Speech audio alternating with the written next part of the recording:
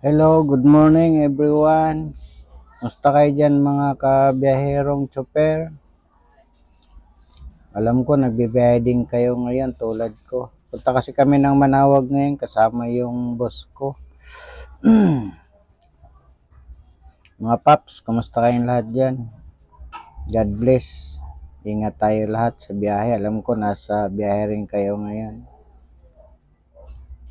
Ito, binabaybay ko yung Skyway Stage 3. Mabuti may taga-video dito sa likuran ko. Kasama ko sa trabaho. Kaya nakukuha na ng video. Pabiyahe tayo ngayon. Mahaba-haba biyahe ko ngayon. Ito mga paps. Nasa ano ko ngayon. Punta na ng Tiplex.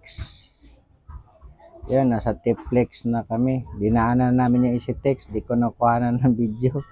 Kaya dito kami sa Tiplex na. Diyo malapit-lapit na rin kami ng konti. Paglagpas namin dito sa Tiplex, yun, diretso na kami malapit na kami sa Manawag. Nasa maglilimang oras na biyahe namin. Ito, nasa Tiplex na kami. Ito, karating lang namin ng Manawag. Di na ako sumama sa bus ko kasi may bata dito sa loob eh. Kaya dito lang ako sasakyan. Susundin ko sila uli mamaya, mayang konti.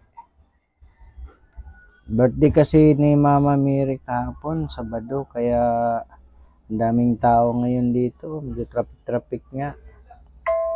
Dami nagsisindi ng kandila, bumisita kay Manawag. Nagsisindi ng mga kandila yung karamihan dito ngayon. Pupunta.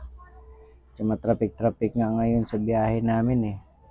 Pero okay lang, sulit naman. Nakarating din kami ng maayos. Thank you God. Salamat sa gabay mo sa mga biyahe ko. Sama yung mga boss ko. Alam ko lagi mo kami binabantayan. Ang dami nagsisindi ng kandila ngayon dito. Oh.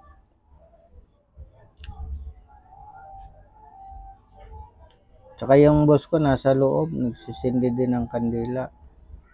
Hindi ko lang kinuhanan ng video. Nasa loob sila ngayon ng simbahan. Yung simbahan ng yun, Manawag Church. Yun yung pinaka-entrance. Sige mga paps, ingat tayong lahat sa biyahe.